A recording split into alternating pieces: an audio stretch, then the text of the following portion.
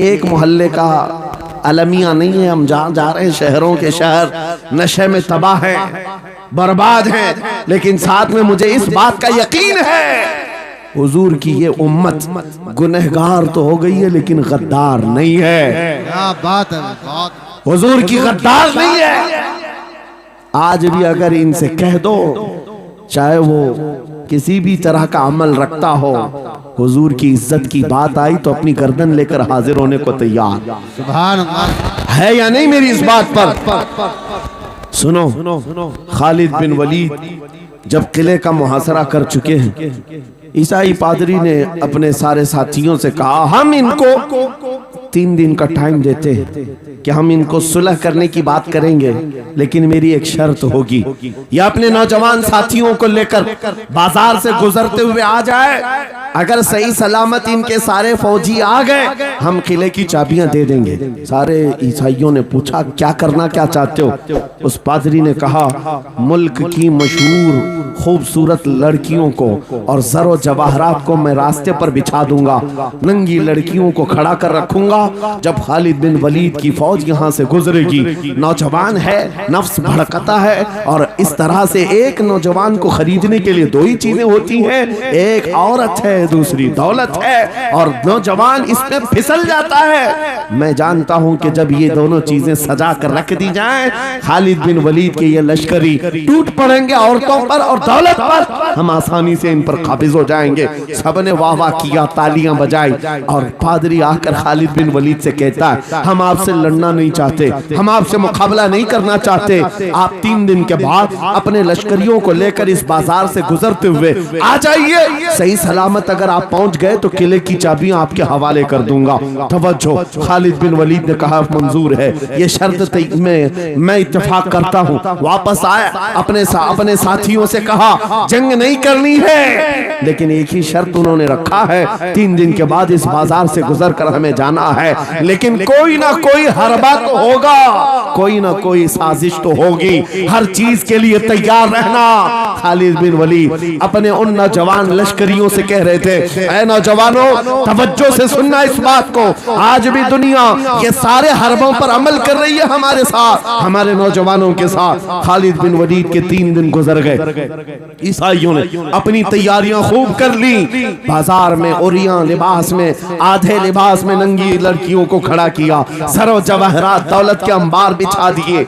जब खालिद बिन वलीद के सिपाही मैदान में गुजरते हुए उस बाजार में आते हैं, पहला कदम रखा था, नजरें पड़ गई, खालिद बिन वलीद रुक गए, पलट गए, अपने लश्करियों से कहा, वही आज मैं तुमसे कह रहा हूं। उन्होंने कहा था, ऐ नौजवानों, ऐ रसूलुल्लाह के शहदाइयों, तुम्हारी इम्तिहान का दिन है, आज तुम्हारे इम्तिहान का दिन है। अगर तुम्हारा कदम फिसल गया, सुबह क़यामत तक तुम पर लानतों की फटकार होगी, और अगर जमा रहा, सुबह क़यामत तक अल्लाह की रहमत के फूल बरसाए जाएंगे। नौजवानों ने पूछा, करना क्या है हमें, आज कौन से इम्तिहान में कामयाब होने का तरीका क्या है इस इम्तिहान में? खालिद बिन वलीद ने कहा, कुछ न करना, बस अपने रसूल की सुन्नत पर अमल करना। कहा, हम तो करते हैं, यहाँ क्या करना है? खालिद बिन वलीद कहते हैं, मैंने मेरे मुस्तफा करीम को देखा है, जब रसूलुल्लाह मदीने के बाजार से गुजरते थे, अपनी नजरें नीची करके जाते थे।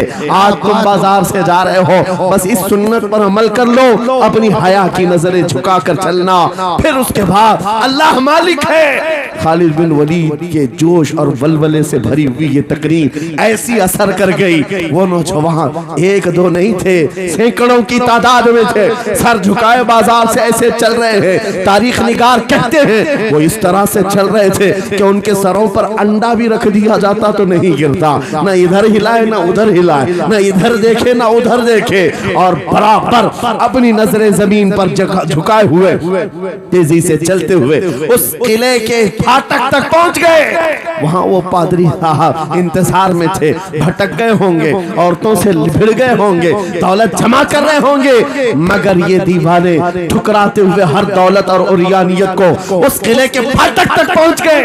पादरी सामने आया, किले की चाबियां वादे के मुताबिक खालिद बिन वलीद वलीद की गोद में डाल दिया और कहा, एक बात बताओ ऐ खालिद, एक बात तो बताओ, ये जो तुमने जमात, ये जो तुमने लश्कर जमा किया है सिपाहियों का, ये इंसान है या फरिश्ते हैं? इनके दिल है या नहीं? इनकी ख्वाहिशात है या नहीं? इनके जिस्मों में नफ्स है या नहीं? हमने मुल्क की सबसे खूबसूरत तरीन औरतों को खड़ा कर दिया था, दौलत को बिछा दिया था, इनमें से एक भी उसकी तरफ तवज्जो नहीं किया। खालिद बिन वलीद मुस्कुराकर जो जवाब देते हैं वो हमारा ईमान होना चाहिए। क्या जवाब देते हैं? फरमाते, नादान, ऐसा ही उन आंखों को तू खरीदने की कोशिश कर रहा था जिन आंखों में पहले से जमाले मुस्तफा बसा हुआ। क्या बात है, सुभान अल्लाह।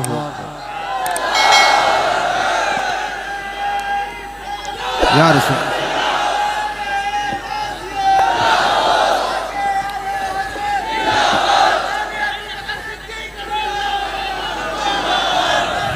ये जो लोग लाइट के करीब हैं इनसे गुजारिश है कि आप हट जाएं, करंट मेरे अजीजों, ये जवाब था। उन आंखों को दुनिया का हुस्न क्या धोखा दे सकता है जिन आंखों में पहले से जमाले मुस्तफा बसा हुआ। और तारीख ने बार बार ये गुमराह करने की कोशिशें की, एक बार नहीं, दो बार नहीं। कलयुबी में एक हिकायत है, हजरत शहाबुद्दीन कलयुबी ने लिखा है, तीन भाई एक ईसाई बादशाह की कैद में आ गए थे। तीनों सगे भाई थे और जवान भी थे। जवान ज्यादा है इसलिए खिताब कर रहा हूं। इसका मतलब ये नहीं है कि बूढ़ों के लिए कोई नसीहत नहीं, इंसान है, नफ्स है, तो सबके लिए, सबके लिए। तीन जवान कैद में आ गए। बादशाह ने उनको ऑफर दिया कि मेरे दीन में आ जाओ, मैं सिपाही बना लूंगा, वजीर बना लूंगा। मगर वो रसूलुल्लाह के गुलाम थे, मेरे आका के शहदाई थे। कहा, इतनी आसानी में तो हम दीन नहीं बेच सकते। तवज्जो है नौजवानों, ये सब तुम्हारे साथ हो रहा है। दौलत तुम्हें दिखाकर, हुस्न तुम्हें दिखाकर अगर दुनिया खरीद सकती है तो लानत है ऐसे तुम्हारी जिंदगी पर, तुफ है। फिर वो कैसा ईमान वाला है, कैसा मुसलमान है जिसने अपने नबी की मोहब्बत को हल्की चीज में बेच दिया? उसका कोई ताल्लुक नहीं है। अला ला ईमान अलिमल्ला मोहब्बत अला, आला हजरत ने लिखा है, उसका ईमान ही नहीं जिसके दिल में मेरे आका की मोहब्बत नहीं। क्या बात है, अगर मोहब्बत है तो सौदा नहीं करोगे। तीन भाई एक बादशाह की कैद में आ गए और उनको ऑफर दिया गया, दीन बदल लो, हमारे दीन में आ जाओ, छोड़ देंगे। सख्त थे, जमे हुए थे, डटे हुए थे। कहा नहीं, कहा जल्लाद को बुलाओ, कोड़े मारो। कहा तैयार हैं। इतना नहीं, बादशाह इतने गुस्से में था, जल्लाद को बुलाया और कहा एक कढ़ाई लाओ, तेल डालो और खौलाओ।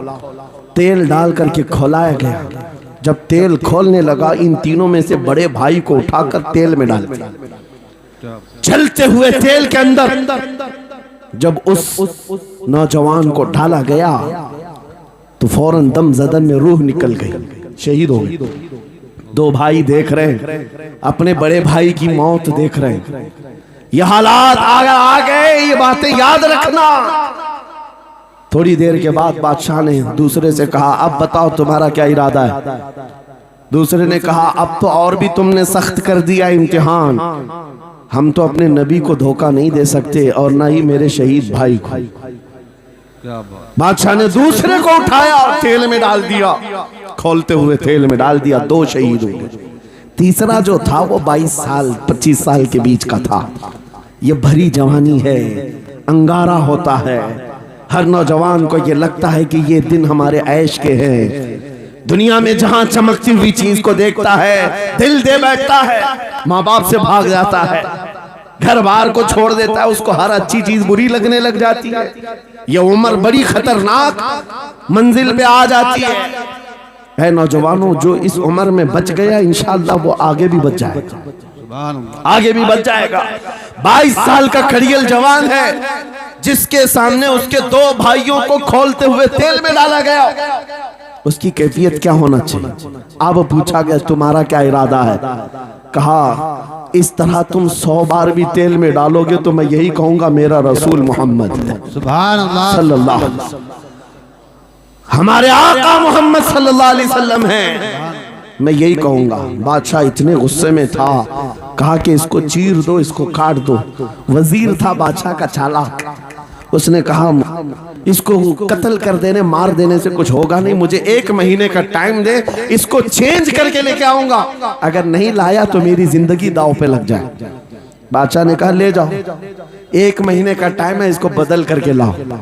वजह यह थी कि उस वजीर के घर में बड़ी खूबसूरत लड़की थी, जिसके रिश्ते के लिए बड़े बड़े बादशाहों के शहजादों के पैगामात आते थे।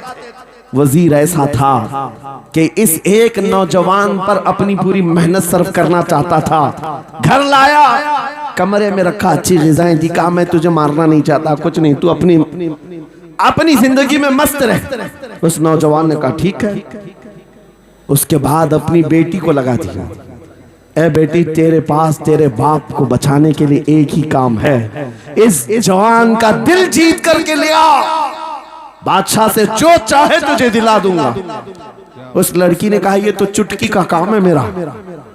जिसके पास हुस्न होता है उसे ऐसा लगता है हर किसी को अपने दामे फरेब में फंसाएगी।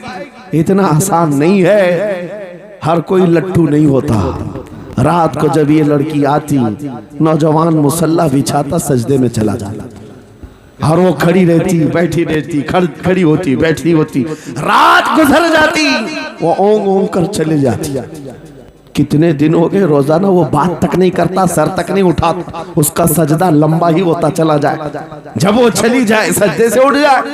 महीना गुजरने को आया, तंग आ गई, कहा उस जवान को, ए नौजवान, ए पत्थर दिल के लड़के, जरा उठकर एक बार मुझे देख तो ले। मेरे हुस्न को देखने के लिए बादशाहों के शहजादे बेचैन रहते हैं, बड़ी बड़ी जगहों से मेरे निकाह के पैगामात आते हैं, मगर मेरे बाप की इज्जत की सलामती के लिए मैं तेरे साथ लगी हूँ। क्या बात है, तुझे गुरूर कितना है, मुझे देखता क्यों नहीं? नौजवान ने सर उठाए बगैर कहा, बस तू अपने मकसद में कामयाब नहीं हो सकती, वापस चली जा, इसलिए कि इन आंखों में एक ही हुस्न बस रहा है, वो आमिना के लाल का हुस्न है। क्या बात है, नारे तकबीर। बस वो एक हुस्न बसा हुआ है, और उस हुस्न को धोखा नहीं दिया जा सकता। सुभान अल्लाह। वो खातून के दिल में, उस लड़की के दिल में ऐसी हैबत तारी हो गई, ऐसी हैबत तारी हो गई, कपकपाने लग गई और खड़ी होकर कहने लगी, मैं दिल से गवाही देती हूँ कि तू भी सच्चा है, तेरा दीन भी सच्चा। सुभान अल्लाह, सुभान अल्लाह। उठ जा, मुझे आजाद कर इस तमाम वाहियात जिंदगी से, मैं तेरे साथ आने को तैयार हूँ, तेरे दीन में भी और तेरे निकाह में भी। नौजवान खड़ा हुआ, कहा कि ये ईमान लाई हुई। उस खातून ने कहा मैं तेरी बेड़ियां खोलती हूँ, मैं यहाँ से जाने का रास्ता फराहम करती हूँ।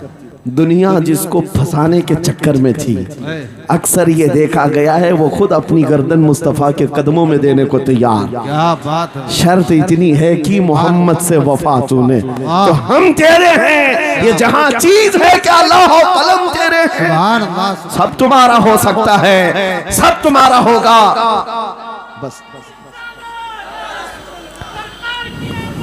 जिंदाबाद, मरहबा। मेरे अजीजों, अब सुनो आगे की बात। कलियू भी फरमाते हैं, इन जवानों की हिकायत क्यों सुना रहा हूं, ये आने वाले हालात हैं। कहते हैं रात की तन्हाई में उस खातून ने उस नौजवान की बेड़ियां खोल दी, हुजरे का दरवाजा खोल दिया और उसको लेकर के निकल गई। कहा रास्ता मैं बताती हूँ, सल्तनत की सरहदें मैं उबूर कराती हूँ, फिर तेरी मर्जी, अगर मुझे साथ रखना है तो ले चल अपने दयार में, या फिर छोड़ना है तो छोड़ दे। उस नौजवान ने कहा कि ठीक है साथ चलो। रात के वक्त ये दोनों तन्हा साथ चल रहे थे। ये भागे हुए लोग नहीं है, ये ईमान पर इस्तिकामत वाले लोग, सुभान, ये हुस्न पर फिदा होने वाले लोग नहीं। रात के वक्त जब चल रहे थे, आधी रात गुजरी हुई थी, अचानक घोड़ों के दौड़ने की आवाज आई। बहुत अहम बात कर रहा हूं, घोड़ों के टाप की आवाजें आने लग गई। अब ये दोनों डर करके एक दरख्त के पीछे छुप गए। उन्हें लगा बादशाह को खबर हो गई, बादशाह ने हमें पकड़वाने के लिए पूरी फौज भेज दी है। वजीर को भी पता चल गया होगा, ये डरे सहमे हुए दरख्त के पीछे छुपे हुए थे कि अब क्या होगा इसके बाद।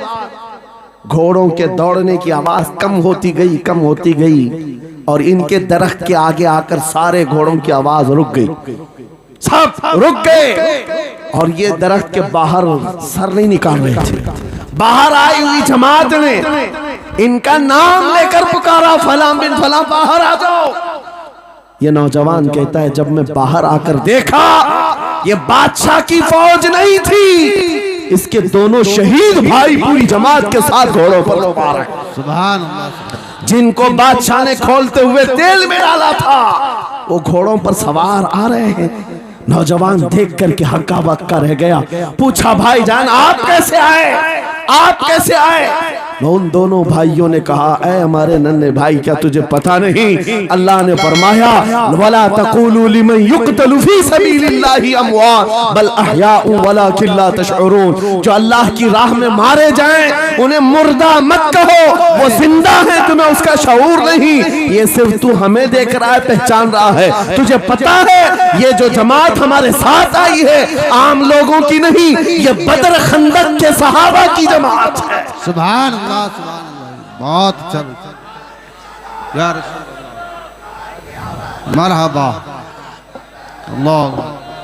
बात सिर्फ इतनी है, बात सिर्फ इतनी है, अगर तुम अल्लाह के सच्चे बंदे बन जाओ, हुजूर के वफादार बन जाओ, पूरी दुनिया तुम्हारे लिए घुमा दी जाए, हालात तुम्हारे लिए बदल दिए जाएंगे। थोड़े दिनों की बात है, इसीलिए इकबाल ने कहा था सच्ची बात है नौजवानों मेरा पैगाम ये है अगर सुनना है तो सिर्फ इतना है, कुफ्र दम तोड़ देगा टूटी हुई शमशीर के साथ, कुफ्र दम तोड़ देगा टूटी हुई शमशीर के साथ। घर तुम निकल आ जाओ एक बार नारे तकबीर के साथ। नारे तकबीर, नारे रिसालत, नारे गौसियत, लब्बैक या रसूल अल्लाह, लब्बैक या रसूल अल्लाह, नारे तकबीर। अब बात ये सुनकर के चलो, दो मिसालें मैंने तुम्हारे सामने रखी, एक सैयदना खालिद बिन वलीद की, एक ये तीन नौजवान भाइयों की। दोनों जगह पर भी मैंने आपके सामने रखा दुनिया ने किस जरिए से हमें खरीदने की कोशिश की। खालिद बिन वलीद के जवानों को भी दुनिया औरत और दौलत से खरीदना चाहती थी, इन तीन जवान भाइयों को भी दुनिया दौलत और औरत से खरीदना चाहती थी। आज भी वही सिचुएशन है। आज अगरचे सामने तुम्हारे सामने नहीं लाया जाता, लेकिन हर एक की मुट्ठी में इंटरनेट पहुंचा करके, गंदी तस्वीरें तुम्हारे सामने पहुंचा करके तुम्हारे ईमान को खरीदने की दुनिया कोशिश में लगी हुई है। आपको पता है पूरी दुनिया की सबसे बड़ी इंडस्ट्री पोर्नोग्राफी की है। ये बॉलीवुड और हॉलीवुड कुछ नहीं लगते उसके सामने। पोर्नोग्राफी जो और यहाँ गंदी फिल्में बनाने वाली इंडस्ट्री सबसे बड़ी है, करोड़ों अरबों डॉलर उसमें खर्च किए जाते हैं। किस वजह से? तुम्हारी आंखों की हया खत्म हो जाए, तुम्हारे ईमान का कत्ल हो जाए। आज नौजवान ये समझता है मेरी मुट्ठी में मोबाइल है, मुझे कौन देख रहा है। ये घर के अंदर तारीकी में बैठ करके अपनी आंखों का सौदा कर रहा है। इन और यहाँ तस्वीरों को तुम अपनी उंगलियों के पौर से हिला हिला करके देख रहे हो। एक बात याद रखना, हो सकता है तुम्हारी माँ से पोशीदा है, तुम्हारे बाप से छुपी हुई हरकत है, तुम्हारे भाई और दोस्तों से छुपी हुई हरकत है। कुरान कहता है यअलमु खाइनतल अयुनि व मा तुख्फी सुदूर, वो अल्लाह है जो तुम्हारी आंखों की खयानत को देख रहा है, तुम्हारे दिलों में छुपे हुए हालात को भी वो जानता है। इसलिए याद रखना, आज हमारी की हुई हरकतों के लिए मेरा मौला फरमाता है फमन यअमल मिस्काल ज़र्रतिन खैरन यरा व मन यअमल मिस्काल ज़र्रतिन शर्रन यरा। जो एक राई के दाने के बराबर भी नेकी करेगा क़यामत के दिन वो भी दिखाया जाएगा, और एक राई के दाने के बराबर बुराई करेगा वो भी दिखाया जाएगा। लुक़मान हकीम ने अपने बेटे को यह नसीहत की थी, या बुनय्या इन्नहा इन तकुन मिस्काल हब्बतिन मिन खरदलिन फतकुन फी सखरतिन औ फी समावात औ फिल अर्द याति बिहा अल्लाह। लुक़मान हकीम